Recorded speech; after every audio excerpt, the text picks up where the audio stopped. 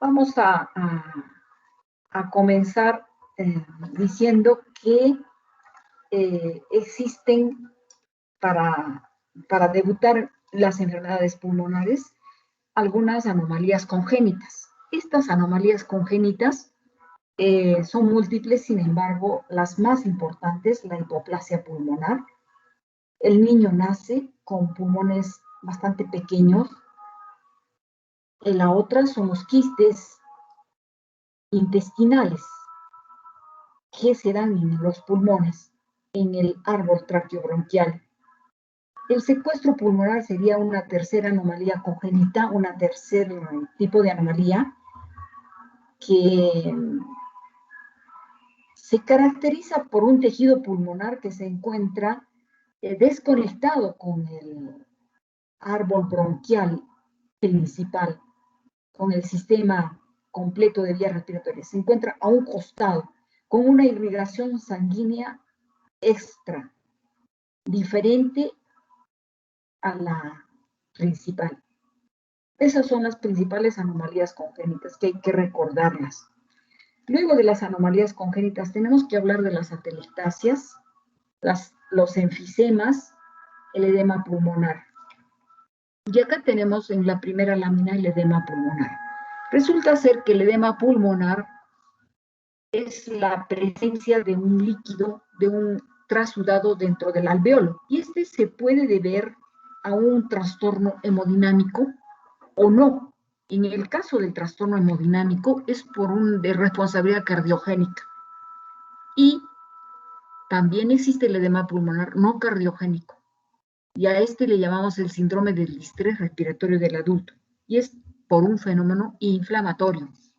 En ambos casos, la morfología es parecida porque tenemos este material que es un trasudado dentro del alveolo y también tenemos pegado al seto alveolar unas membranas que se denomina la membrana hialina. Entonces, en el caso de esta lámina, es un edema no cardiogénico asociado a un proceso inflamatorio dando lugar a un síndrome denominado el distrés respiratorio del adulto. Muy bien, las células inflamatorias son linfocitos, donde hay una inflamación crónica, generalmente de causa viral. Entonces, también neutrófilos, pero principalmente linfocitos. Entonces, las características morfológicas son estas. La presencia de este líquido o esta sustancia dentro del alveolo, más la membrana hialina, que como hemos visto se localiza próxima al septo o pegada al septo alveolar, y la presencia de los linfocitos y algunos polimorfonucleares. Esa sería la morfología. Y la otra cosa que tenemos que ver, ¿por qué se da este edema pulmonar no hemodinámico, no cardiogénico, el síndrome del distrés respiratorio del adulto? Ustedes han estado en la clase teórica y siempre hablo mucho y a veces no permito que ustedes recuerden lo que ya han visto en su teoría. Santiaguito, ¿tú puedes recordar algo? Santiago Barrera. Sí, doctora, dígame. Respecto de la lesión pulmonar aguda o edema agudo pulmonar no cardiogénico, ¿no es cierto? Da lugar a una hipoxemia importante, a infiltrado pulmonar bilateral, pero no hay insuficiencia cardíaca. Y estamos frente a un síndrome de distrés respiratorio por un daño alveolar difuso. ¿Tú podrías explicarnos algo de la patogenia, algo de la... Sí, está bien, de la patogenia.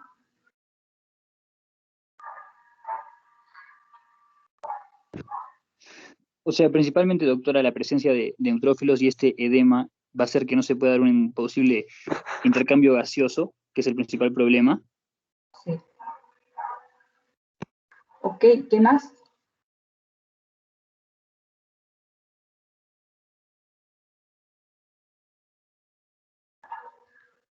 Esto sobre todo se da lugar en los cuadros sépticos, en las infecciones, algunos irritantes.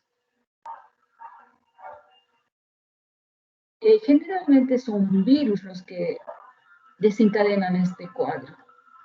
Bueno, lo que vamos a poner nuevamente la figurita, donde estamos, ahí está para recordarla. Y lo que tenemos que recordar que esto se da, este daño se da porque inicialmente este virus, este germen, va a activar al endotelio, va a segregar, a secretar, perdón, al factor de necrosis tumoral, va a formarlo, va a dar lugar a una adhesión, extravasación del neutrófilo, acumulación de este líquido intraalveolar, la formación de la membrana hialina, líquido intraalveolar que es el edema rico en proteínas, en detritos, en epitelio destrozado, se organiza en forma de membrana hialina y puede resolverse, puede mejorar si es que está inicial la enfermedad. Entonces regresiona y los macrófagos se encargan de limpiar a estos, la membrana hialina. Pero cuando supera algún tiempo, ya no, se da lugar a que se instale este cuadro que se hace irresoluble. ¿Ya? Y vamos a entrar en un síndrome de distrés respiratorio agudo. Este síndrome de distrés respiratorio es una insuficiencia respiratoria progresiva. Este daño alveolar va a provocar este síndrome. Estas células endoteliales y alveolares con la inflamación van a ser las responsables de que esto sea irresoluble. Y ya hemos visto cómo está el cuadro histológico. Muy bien. ¿Alguna cosa que quieran preguntar acá? Esta es la membrana hialina, no lo olviden. Esta es la membrana hialina. Y lo que tenemos acá es el edema. Esa extravasación de este líquido acompañado de células muertas, detritos y el fenómeno inflamatorio por todo todo lo demás. Obviamente va a haber proliferación de fibroblastos también. Este es el edema agudo pulmonar no cardiovascular. Es decir, no es de responsabilidad de una insuficiencia cardíaca congestiva. Anael Saray Condori. Anael. Amel, doctora, sí. Anel. Anelita, ¿tú estás recordando algo de la insuficiencia cardíaca congestiva? ¿Cómo es que da lugar al edema pulmonar? Se podría deber a una cardiopatía, pero... Puede ser.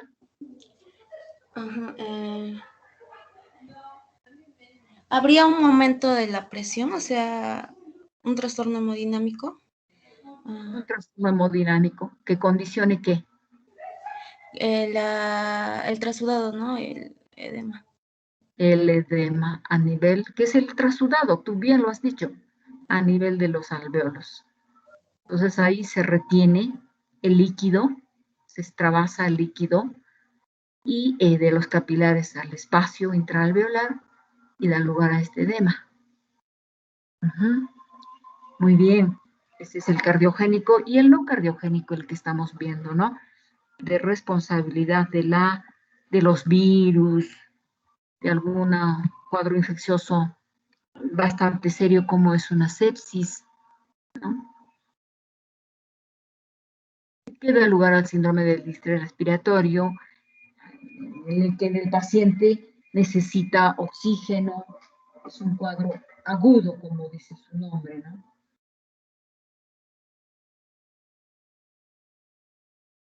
Y este daño es difuso. Estas membranas se colocan en todo es bilateral. Entonces van a proliferar los neumocitos tipo 2.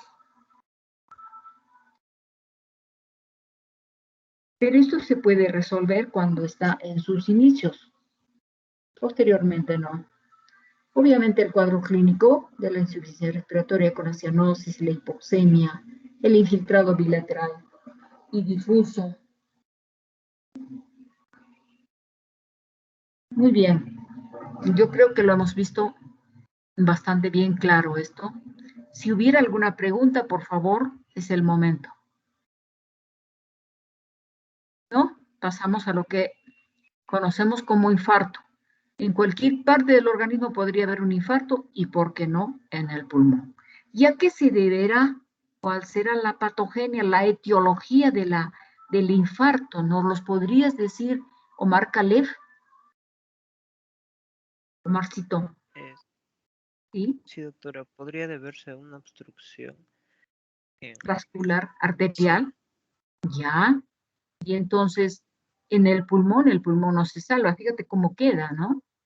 Este es un cuadro de necrosis isquémica. ¿Recuerdas cuando hemos hecho necrosis?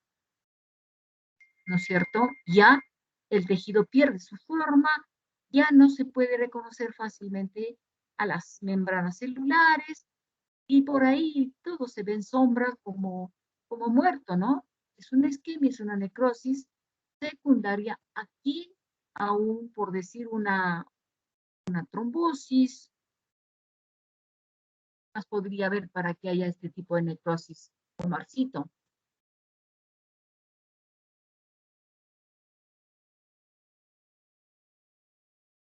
hipoxia.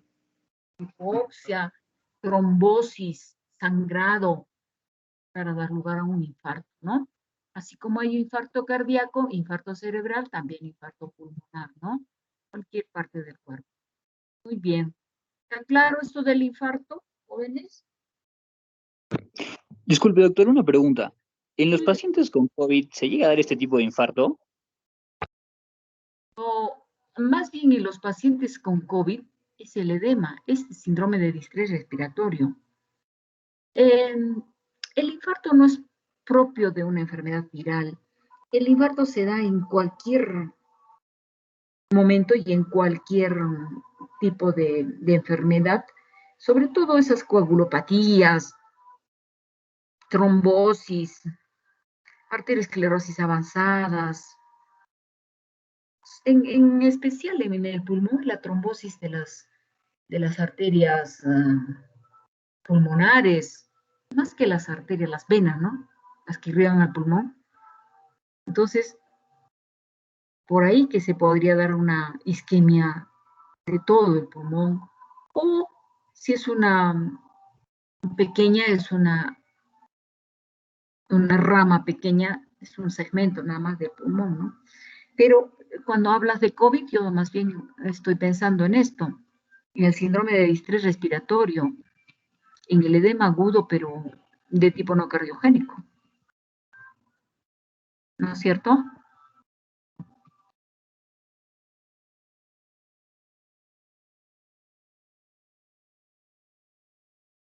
Muy bien. Doctora, una pregunta. ¿Un edema pulmonar podría también ser causado por una nefropatía? Por supuesto que sí. Una nefropatía que condicione una insuficiencia renal podría provocar también un edema.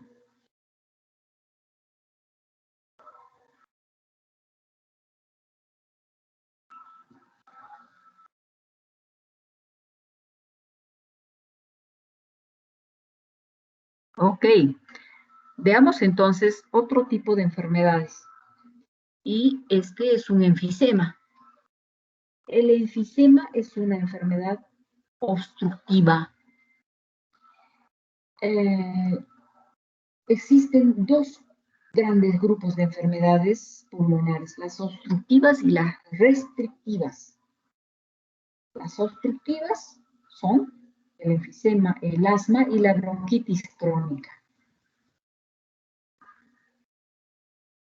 Se caracteriza por un aumento de la resistencia al flujo aéreo como consecuencia de una obstrucción parcial o completa a cualquier nivel, desde la tráquea, bronquios principales, hasta bronquiolos terminales y respiratorios. En cambio, las enfermedades restrictivas se caracterizan por la reducción de la expansión del parénquima pulmonar. Esto son dos grandes grupos. En la obstructiva está el enfisema, está el asma y está la bronquitis. El enfisema afecta al acino bronquial, la bronquitis al bronquio, el asma al bronquio. Muy bien. Entonces, ¿cómo se define al enfisema? Y acá le vamos a preguntar a Carlita, Carla Milagros, ¿cómo defines el enfisema? Tú lo estás mirando ahí y estás viendo este espacio grande, aéreo, anormal. ¿Qué cosa es un enfisema, por lo tanto? Doctora, ¿podría ser la dilatación de los espacios aéreos distales? Muy bien, distales al bronquiolo terminal. ¿Ya? Distal Sí. al bronquiolo terminal. Perfecto, muy bien. Así es, esa dilatación que la estamos viendo, espacios grandes. ¿Y por qué? Porque ha habido una destrucción de la pared sin una fibrosis visible, evidente, ¿ya? Entonces vemos este espacio grande, este otro espacio grande. A esto le denominamos enfisema. Entonces, existe el enfisema lobar congénito, pero los enfisemas pueden ser centroacinares, pueden ser panacinares, pueden ser paraseptales, pueden ser del tamaño del espacio aéreo con fibrosis, eso puede ser. Son varios tipos de enfisema. Centro lobulillar, está en el centro del lobulillo. El panlobulillar agarra a varios acinos. El acinar distal es paraseptal. Está en la parte distal. Y el otro tipo, que sería el aumento del tamaño del espacio aéreo por fibrosis, que se denomina enfisema irregular. O sea, el huequito, el espacio aéreo, el alveolo es irregular, unos más grandes y otros más pequeñitos. Son irregulares sus tamaños, pero acá hay fibrosis. Muy bien, entonces acá tenemos a este enfisema lobar congénito que nos está mostrando esos espacios grandes, irregulares. Y ya decíamos, cuando hablamos del enfisema centrolobular, estamos hablando de una etiología ocasionada por el cigarro. El panacinar más bien lo relacionan un poco a la deficiencia de la alfa-1 antitripsina, que provoca también otras enfermedades a nivel sistémico. Entonces ya hemos entendido lo que es un enfisema y estamos viendo un ejemplo de enfisema. Cuando hablamos del enfisema provocado por el humo del tabaco, es el de tipo centrolobular, que dice que en su patogenia está el que provoque un cuadro inflamatorio con la liberación de estos mediadores inflamatorios que destruyen a la pared del alveolo. Y obviamente se da lugar a este espacio grande. En cambio, cuando hay una deficiencia de la alfa-1 antitripsina, hay un desequilibrio proteasa-antiproteasa que también permite que haya destrucción de la pared alveolar con la formación de estos sacos, de estos espacios grandes. Microscópicamente, como estamos viendo, espacios separados por estos tabiquitos, pero no sin gran cantidad de fibrosis. En algunas oportunidades podría haber más fibrosis, pero en este lobar congénito no hay tanta fibrosis. Ya decíamos, es una enfermedad obstructiva crónica de las vías respiratorias. Ya hemos dicho los subtipos y también hemos dicho que están condicionados por el tabaco, por la deficiencia de alfa-1 antitripsina, y algunos tienen cierto grado de bronquitis crónica. ¿Por qué? Porque sobre todo los que están relacionados al tabaquismo.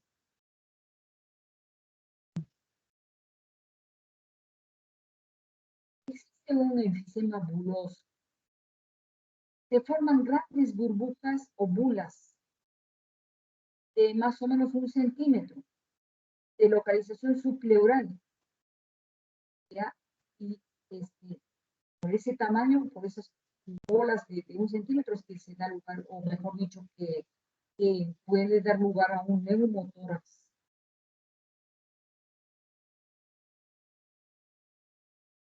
Okay. Entonces está bien claro lo del enfisema. Estamos viendo acá mayor aumento, perdón, ahí estamos viendo estos espacios bien grandes, destrucción del tabique alveolar, de la pared alveolar, con compromiso de un poco de bronquitis, un poco de componente inflamatorio dentro del bronquio. Muy bien. Entonces, sí, hemos dicho que esta es una enfermedad de tipo obstructiva. Ahora vamos a pasar a las enfermedades de tipo restrictivas. Dentro de ellas está esta, la fibrosis pulmonar idiopática, también denominada neumonía intersticial. Muy bien.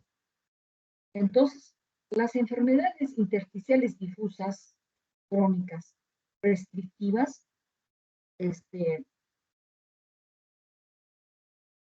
presentan en dos situaciones. Uno, en las enfermedades intersticiales e infiltrantes crónicas, como las neumoconiasis y la fibrosis intersticial de etiología desconocida. Y dos, en los trastornos de la pared torácica, ¿ya? Como son las enfermedades neuromusculares de la poliomielitis, la obesidad mórbida, la cifoescoliosis. Ahí se da lugar a estos trastornos de la pared torácica, por lo tanto puede dar lugar a estas enfermedades intersticiales. Perdón, a estas enfermedades intersticiales llamadas restrictivas también. Entonces, ¿qué vamos a ver en estas enfermedades restrictivas? Vamos a ver dos cosas: la inflamación y la fibrosis del intersticio. En el caso está presentando a una señora de 65 años que presenta cansancio fácil, disnea también, se añade la disnea, progresiva, y al examen encuentran crepitantes.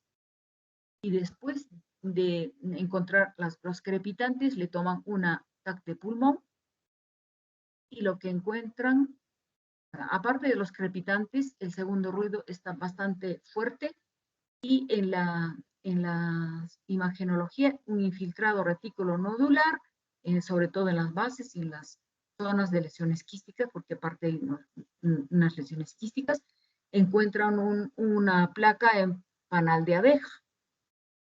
Luego le hacen el análisis de gases arteriales, se encuentra hipoxemia, acidosis pulmonar leve, le hacen una cuña de pulmón, le sacan una biopsia de pulmón y lo que encontramos es esto. Estamos observando acá engrosamiento de los septos alveolares. Hay fibrosis en estos. Los espacios alveolares son grandes y contienen material mucoide.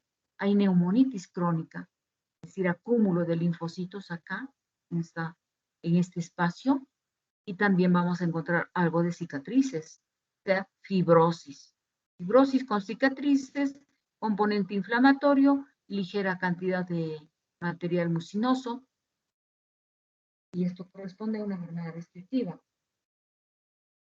Es una enfermedad fibrosante. Este primer ejemplo estamos viendo a una neumonía intersticial usual. Han estado en la clase teórica, así que vamos a conversar con Lisette Yandira Tinoco. Lisette. Sí, doctora.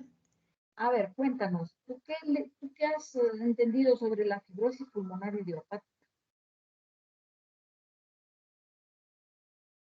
Bueno, lo que nos dijo es de que hay una fibrosis y hay en los septos alveolares, hay en una neumocosis, neumoniosis, ¿cómo se llama? Neumoconiosis. Ya, que las neumoconiosis, o sea, las enfermedades, digamos, profesionales, ocupacionales, pueden provocar estas enfermedades restrictivas con fibrosis.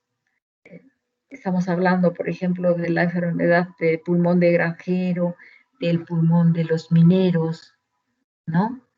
De los trabajadores de madera que están aspirando a serrín durante todo el día. Entonces ellos van a hacer estas enfermedades ocupacionales que se caracterizan por esta fibrosis. Muy bien, eso es lo que recuerdas. Vamos a preguntarle acá, a Caterine Abril. Hola, Caterine.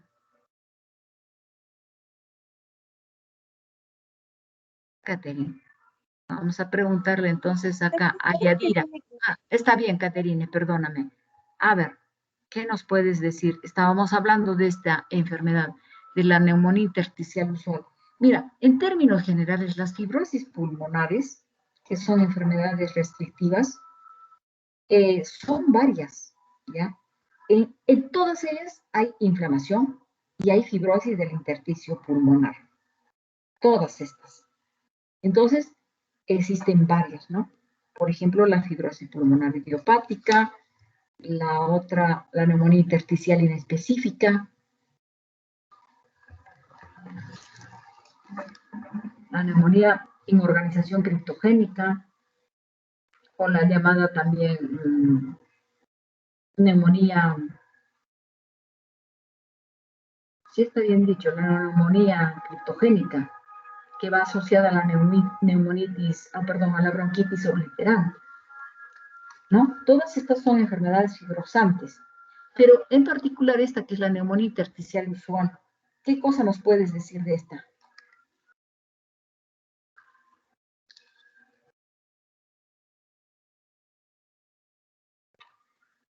¿Te acuerdas algo?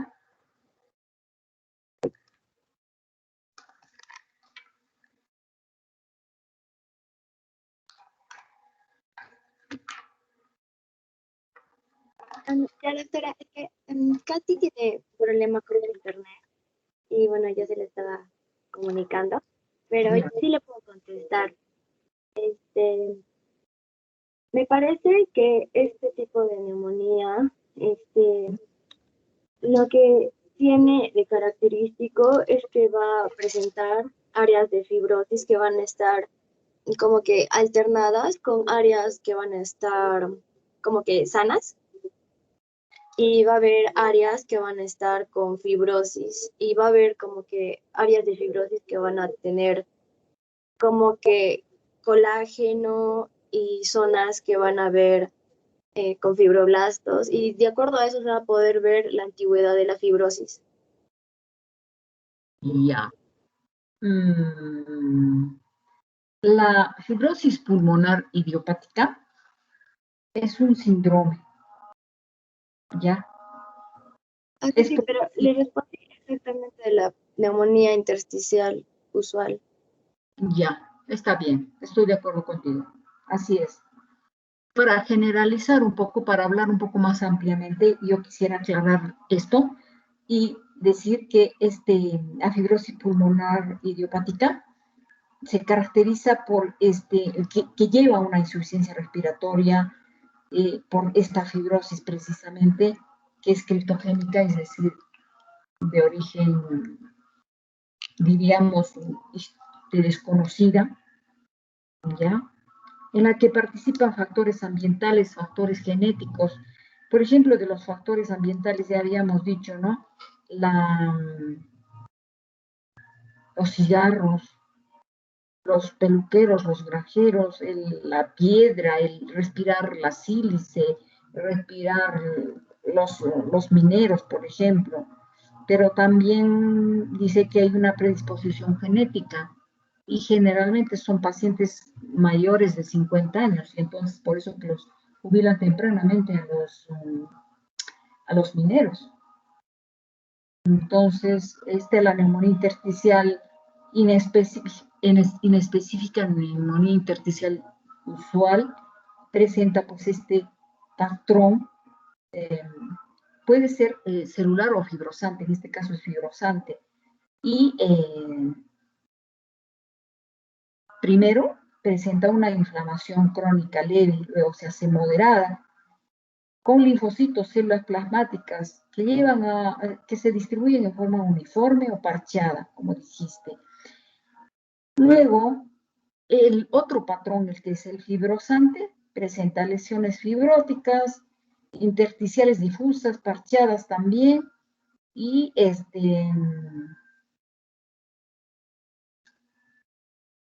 eso es lo característico, ¿no?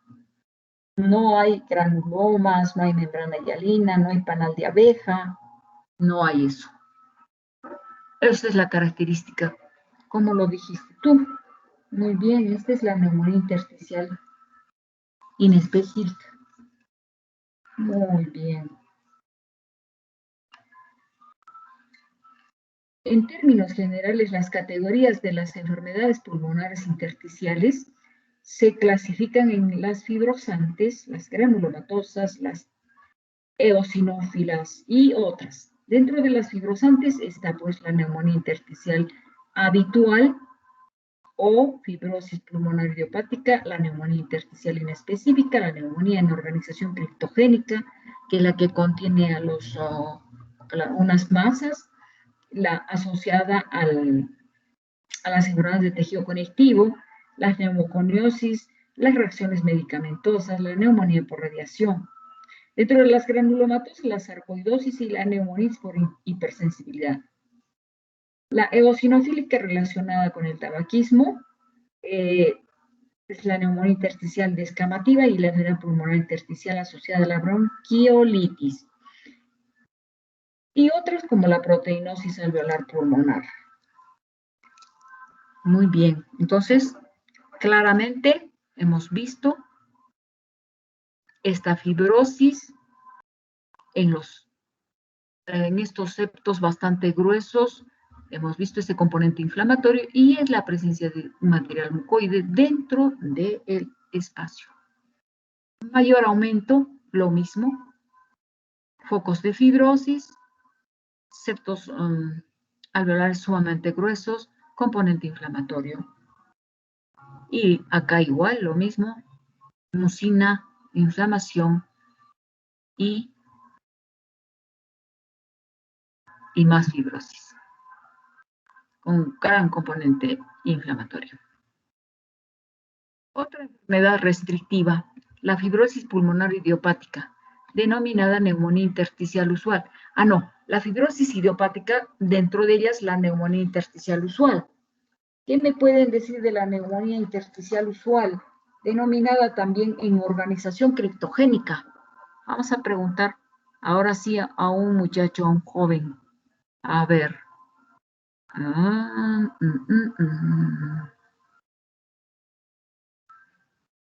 mayoría de los asistentes son chicas. Dieguito Rivero. A ver, Diego Alfredo. Doctora, presente, dígame. ¿Qué nos puedes decir de esta enfermedad, de la neumonía intersticial usual? ¿De la neumonía intersticial usual? Sí. Pues que es un proceso crónico, no intersticial, y es fibrosante, ¿no? Se caracteriza por una fibrosis colágena, ¿no? A veces tiene una distribución que es parcheada, ¿no? De lesiones. Es frecuente que haya una panalización y o cicatrices, ¿no? Hay, como ya dije, focos fibroblásticos y hay una distorsión, ¿no? En lo que es la arquitectura del parénquima pulmonar. Perfecto, muy bien. Exacto, los focos fibroblásticos. Y la otra cosa en la que puede terminar esto es la presencia de esta muscularización de estas arteriolas, a la que se denomina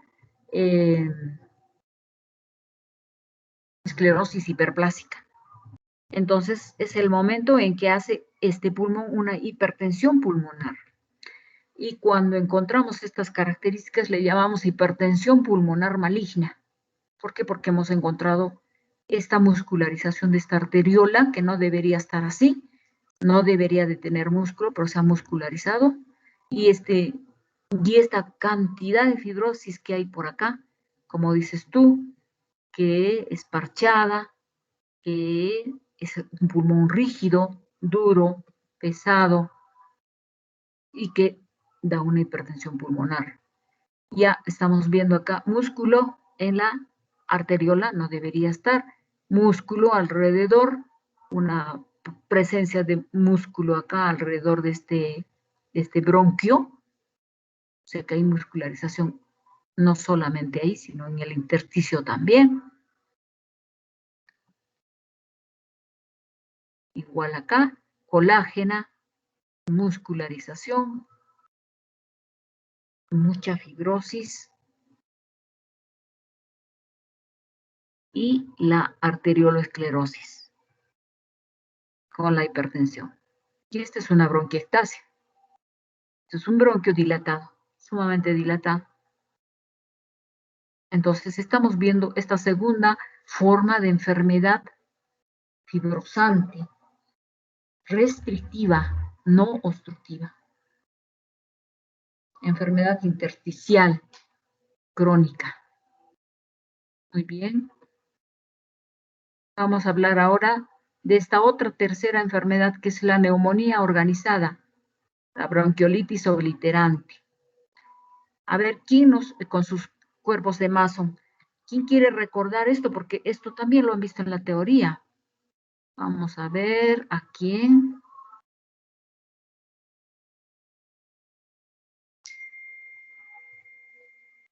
No se me vayan, pues, no se me. Cuando los veo irse ya digo, se han aburrido. Daniela Isabel Calderón. Danielita. Sí, doctora. Sí, aquí Hola, estoy, bonita. doctora. Ya, muy bien. Entonces, a ver, recuerda, ¿te acuerdas de esta enfermedad? Vamos. Sí, bueno, me acuerdo que es rara. O sea, es una enfermedad un poco rara y se va a producir porque va a haber una agresión en lo que son las vías respiratorias, en la vía aérea, perdón, inferior. Y esto es lo que va a causar el estrechamiento, o bueno, también llamada obliteración, por eso se llama bronquiolitis obliterante. Y esta va a ser de las vías respiratorias más pequeñas. Y tiene una etiología muy variada, pero entre sus causas principales, bueno, tenemos a los agentes infecciosos, a las enfermedades autoinmunes, también a la inhalación e ingesta de tóxicos, y también algo importante es que se puede ver a un trasplante de médula ósea o un trasplante pulmonar. Muy bien. ¿Y qué se caracteriza por qué? Vamos a ver, ¿qué tenemos acá? Ya, doctora, usted ayúdenos con esa partecita, por favor. La de abajo, ya, vamos. Ahí tenemos este gran componente inflamatorio, intra y extra alveolar, en primer lugar, ¿no es cierto? Tenemos linfocitos y creo que tenemos polimorfonucleares también, en primer lugar. En segundo lugar, ¿qué otra cosa estamos viendo acá? A ver, vamos a ver. Metaplasia escamosa del epitelio bronquial. ¿Qué más? Estos alveolos fibrosados, los septos alveolares fibrosados con zonas de cicatrización, ¿no es cierto? Vemos acá cicatriz, fibrosis. Todos los septos alveolares están engrosados, muy engrosados, fibrosados, y algo que se encuentra dentro del alveolo y bronquiolo, que se llama el cuerpo de Mason. Y esta es una masa de tejido conectivo. Es tejido conectivo laxo. Esto es como una bolita que está acá adentro. Igual aquí, igual acá. Entonces, esta es la neumonía en organización criptogénica. La neumonía en organización con bronquiolitis obliterante. Y así como lo describiste, exactamente con sus características, pues los tapones polipoideos de tejido conectivo que se encuentran así, formando los cuerpos de Mason dentro de los alveolos, los bronquiolos.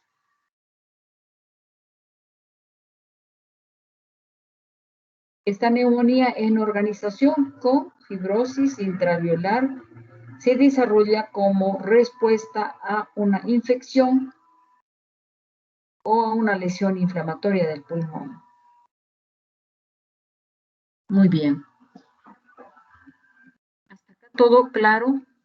Esta es una enfermedad también restrictiva, ¿no es cierto? Danielita. Sí, doctora. Sí, todo Muy bien. claro. Todo claro, muy bien, todo está bien entendido entonces. Vamos a preguntar a quién acá, a ver si nos recuerdas un poquito de algunas neumoconiosis. Vamos, Anelita, ya te pregunté. Britney, ¿estás Britney? Sí, doctora. Britneycita, a ver, recuerda algunas neumoconiosis. ¿Qué puedes decirnos de algunas neumoconiosis? Habla al ¿Te respecto. acuerdas qué son? Sí, a ver, acuérdate, ¿qué cosas son las neumoconiosis? Son enfermedades pulmonares causadas por contaminantes atmosféricos. Y tenemos polvos minerales, por ejemplo.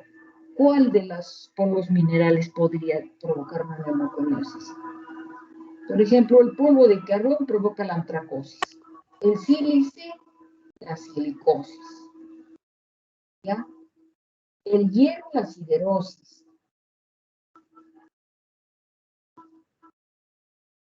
A ver, ¿qué otra cosa más puedes mencionar? El amianto, Ya, muy bien. que Asbestosis. provoca. Sí, muy bien. Sí. El berilio, Sí, muy bien. el óxido de hierro, el Ya, sulfato de bario. perfecto, muy bien. Y el óxido de estaño. También.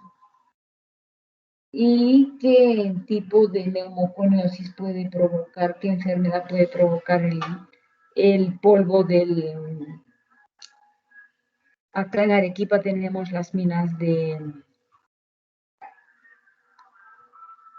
cobre. Es un metal, ¿cierto? ¿Qué tipo de neumoconiosis? ¿Cómo le podríamos llamar?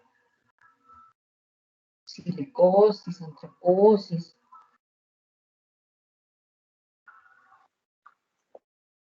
A ver quién lo quiere decir. Siderosis tendría que ser, ¿o no? Yo creo, ¿no? Que podría ser siderosis. ¿Sí o no, Anel? O Brini. Sí, doctora. ¿Está Jorge Luis González? Jorge Luis. Se fue Jorge Luis. Sí, doctora. Ah, estás ahí, Jorge Luis. Muy bien. Entonces, con Jorge Luis vamos a ver un poco más acá. Bueno, ya habíamos repasado un poco de la neumoconiosis. Entonces, hablando de estas enfermedades restrictivas, las silicosis, las destosis. Hay enfermedades granulomatosas, habíamos dicho la sarcoidosis también, ¿no? Que es una enfermedad. Muy bien, a ver, vamos a pasar de estas enfermedades a otro tipo de enfermedades como son las tumorales, y esto lo hemos visto en en patología 1. Ya hemos visto los adenocarcinomas in situ y los infiltrantes, ¿no es cierto? No lo puedo poner bien. Acá la foto está mostrando una asociación de adenocarcinoma con una tuberculosis pulmonar. Pero es casual. No porque tengamos un adenocarcinoma vamos a pensar que siempre vamos a tener tuberculosis. No, de ninguna manera. Dentro de la clasificación de los adenocarcinomas existen varias, pero la reciente, la última, la tengo acá. ¿Dónde está? Acá, ¿o no? Enfisema. Vamos acá, regresaremos un poquito y nos vamos a ir a adenocarcinoma. Y vamos a ver un overview, o sea, los tipos de adenocarcinoma que existen. Entonces, todos los tipos de adenocarcinoma según la última clasificación, pero no nos olvidemos que el adenocarcinoma es más común en los no fumadores, es más común en las mujeres que en los varones, es más del lóbulo superior, es más periférico que central. Luego, ¿qué otra cosa más? Que puede dar síndromes paraneoplásicos.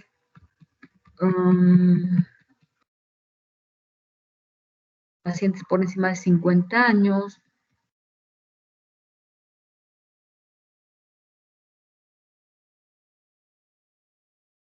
Y esta es la clasificación en 5 tipos histológicos.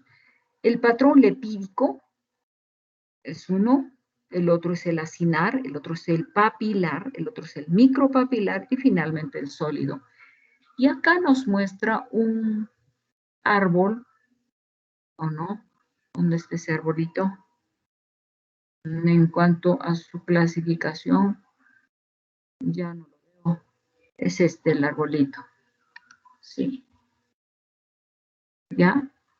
De un nódulo pulmonar a un adenocarcinoma, todos pasan por el patrón lepídico. ¿Por qué? Porque inicia siempre a nivel de la célula que tapiza el septo alveolar, y de ahí se hace o invasivo, denominado adenocarcinoma invasivo, o así le llaman, ¿no? Este es el no predominante, pero el predominante es de medida invasiva, dice. Entonces ahí, de acuerdo a su medida, este puede ser el mínimamente, no, el in situ, o el mínimamente invasivo, o el epídico. Y cuando es no predominante y es invasivo de frente, puede ser de tipo convencional y tiene variantes también. El de tipo convencional es el de tipo acinar, papilar, micropapilar o sólido. Y dentro de las otras variantes está el patrón mucinoso, el patrón coloide, el patrón fetal y el patrón entérico. Entonces, esta es la nueva clasificación de los adenocarcinomas de pulmón. Muy bien. Nos vamos a ver lo nuestro. Entonces, acá nos está mostrando este adenocarcinoma. Perdón, un momentito.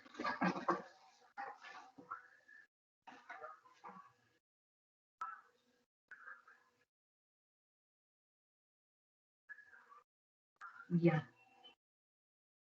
Bueno, nos está mostrando que este adenocarcinoma está iniciándose en los septos, en las células que tabican los septos alveolares. Ya lo vemos a mayor aumento y más avanzado también. Y estamos viendo acá el alveolo y el adenocarcinoma que tapiza a la pared del alveolo. Y este es el patrón lipídico. Todos los adenocarcinomas van a pasar por esto y después se van a subtipificar en papilar, no papilar, etc., micropapilar, etc. Entonces, ya estamos viendo acá. A este le llamaban bronquiolo alveolar antiguamente y está coexistiendo con la tuberculosis, con estos granulomas que ya los conocemos, que tienen células gigantes multinucleadas de tipo Langhans, con un gran componente inflamatorio de linfocitos y macrófagos formando estos granulomas. Muy bien. Entonces, se le puede tomar una biopsia de líquido pleural si es que hubiera un derrame pleural y vamos a encontrar a las células neoplásicas ahí, acompañadas de sangre, y estas células neoplásicas de adenocarcinoma, con un citoplasma amplio y unas vacuolas mucinosas ahí, y el núcleo sumamente atípico. Entonces, células de adenocarcinoma. Y esto nos hace ver que el tumor atravesó la pleura, ¿no? Y ya se fue al espacio pleural. Entonces ya no está solo en el pulmón. Entonces se le hace un bloque. ¿Qué es un bloque? Se centrifuga ese líquido y se solidifica, y ahí con ese material se trabaja como si fuera un pedazo de tejido. Y entonces en el bloque estamos viendo esto. Células formando estas papilitas, estas micropapilas, ¿no? Estamos viendo ahí unas micropapilas de adenocarcinoma con algunos, intentando formar algunos espacios, algunas glandulillas pequeñitas. Bueno, a ver, vamos a seguir preguntando. Hasta acá todo está claro. Omar Calef, Santiaguito, ¿todo está claro? Diego Alfredo. Doctora, tengo una duda yo, Diego. A ver, cuéntanos. Sí, Diego. Doctora, ¿estamos hablando de la mastitis granulomatosa tuberculosa o esa es otra enfermedad? No, mira, estamos hablando de pulmón hoy día, no estamos hablando nada de mama, pero fíjate, la tuberculosis se da en todo lugar del cuerpo. Es una enfermedad granulomatosa que provocada por el granuloma tuberculoso, mejor dicho, por la micobacteria tuberculosa, y que puede afectar al pulmón, puede afectar a la piel, que puede afectar al riñón, que puede afectar a todo, cualquier órgano, cualquier órgano. Entonces, no estamos hablando precisamente de la mastitis, sino de la tuberculosis granulomatosa pulmonar. Entonces, en el pulmón también afecta y da esos granulomas con células gigantes multinucleadas de tipo Langhans, con ese componente inflamatorio y posteriormente la fibrosis también, destrucción y fibrosis, ¿no? Sí, Dieguito. Doctora, ¿la forma de presentación es parecida? Sí. Sí, la clínica se caracteriza porque, bueno, hay una dificultad respiratoria, hay fiebre por la noche, febrícula, decaimiento, malestar. En la clínica, bueno, pues la mama va a presentar un absceso, un nódulo, ¿no? En el caso del pulmón, nosotros no lo tenemos, este es un órgano interno, pero va a dar manifestaciones clínicas con febrícula, decaimiento, pérdida de peso, tos, y por ahí que síntomas pulmonares que nos van a obligar a tomarle estudios imagenológicos y vamos a ver estos nódulos granulomatosos. Probablemente biopsiemos alguno de ellos y encontremos a estos granulomas con sus células gigantes multinucleadas. Le haremos un Nielsen o una prueba de un PCR y encontraremos que sí, es de responsabilidad de la micobacteria tuberculosa. Así es.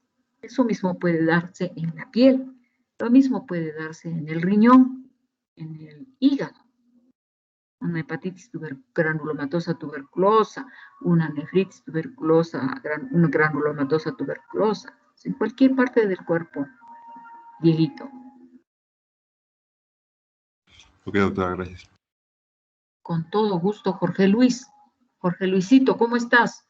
A ver, en antes no hemos conversado mucho. Ya te fuiste. Sí, ah, estás ahí. Muy bien. ¿Qué te ha parecido? ¿Qué es lo que te resulta un poco difícil de entender? Si tú gustas, te repito algo. ¿Todo está bien? ¿Todo está claro? Sí, doctora, sí, me quedó casi todo claro. Ya, perfecto. Entonces, no nos olvidemos de repasar. Ya tenemos enfermedades obstructivas, enfermedades restrictivas, tenemos neoplasias. Entonces, hemos hecho una revisión así bastante rápida de lo que es la patología pulmonar o respiratoria, en términos generales. Muy bien. Entonces, para la próxima, ahí sí va el pasito que junto con el primer tema de la semana pasada, lo vamos a tener el próximo sábado. Dime, Omarcito, ¿tú querías preguntar algo? Sí, más o menos como un comentario. Estaba buscando esa clasificación que nos mencionó, que es del 2015, del OMS, sí. Y el año pasado, en octubre, la Asociación Internacional del Comité de Patología de Cáncer Pulmonar, algo así, hizo una propuesta de clasificación que, bueno, según la publicación que hicieron, funciona de una mejor forma que la clasificación del OMS y lo clasifica es una gradiente, es un esquema de gradientes según cómo son estos adenocarcinomas y pone en grado 1, 2, 3. El grado 1 es que está bien diferenciado y hay patrones lipídicos con ninguno o menos del 20% de un alto grado de patrones, algo así dice. El grado 2 es diferenciado moderadamente, con predominancia acinar, papilar y con ninguno o menos del 20% de un alto grado de patrones. Y el grado 3 sería pobremente diferenciado. Y ahí no hay ningún tumor con 20% o menos, o más, aquí sería mayor grado de patrones, ¿no? Y según pues todos sus estudios, esto funcionaría de una mejor forma para la clínica, el usar este modelo. No sé si usted en práctica consideraría que lo diferenciemos así o... Yo pienso, Omarcito, que lo que importa es, para nosotros los patólogos, nosotros nos acogemos generalmente a lo establecido por la OMS, generalmente. Y los clínicos, como en el caso tuyo, están aceptando esta clasificación que has leído, porque es más aplicable para su tratamiento. Lo nuestro es desde el punto de vista microscópico, histológico. Es un poco pegado a nuestra especialidad, a la naturaleza que tiene la patología, la histología. Por eso es que nosotros, los patólogos, siempre estamos manejándonos con las clasificaciones de la OMS, porque son más histológicas, más microscópicas. Claro, también para redacción creo que sería más útil, ¿no? Sobre todo porque eso es lo que vemos y de esa manera lo clasificamos. En cambio, lo otro es un poco más clínico, más proyectado hacia el tratamiento. Gracias, doctora. Gracias a ti, Omarcito. Entonces, yo creo que acá nos despedimos para poder repasar y respecto del pasito de las próximas semanas, ya ustedes conocen cómo es, preguntitas ahí, de repente hacer, no, está bien, así como lo hacíamos. Yo siempre creo que la histología es muy importante, pero la correlación clínico-histológica, clínico-patológica es más útil, más conveniente para los estudiantes de medicina, para que lo entiendan mejor, para que lo enfoquen mejor, lo apliquen mejor.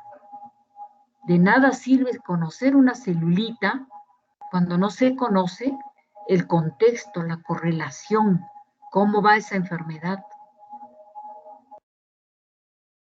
La histología es importante en la parte básica, pero la histología sí, rebuscadita, que esta es la célula tal, esta es la Hodgkin, no es la Hodgkin, es una de tipo Hodgkin. Entonces, eso ya es para el patólogo. Eso no es para el médico en formación, creo yo. Bueno, me despido con un fuerte abrazo y que descansen, jóvenes. Nos vemos a la próxima. Hasta luego, doctora. Muchas gracias. Hasta la próxima, doctora. Hasta luego, doctora. Gracias. Hasta luego. Hasta luego, doctora. Hasta luego, doctora, gracias.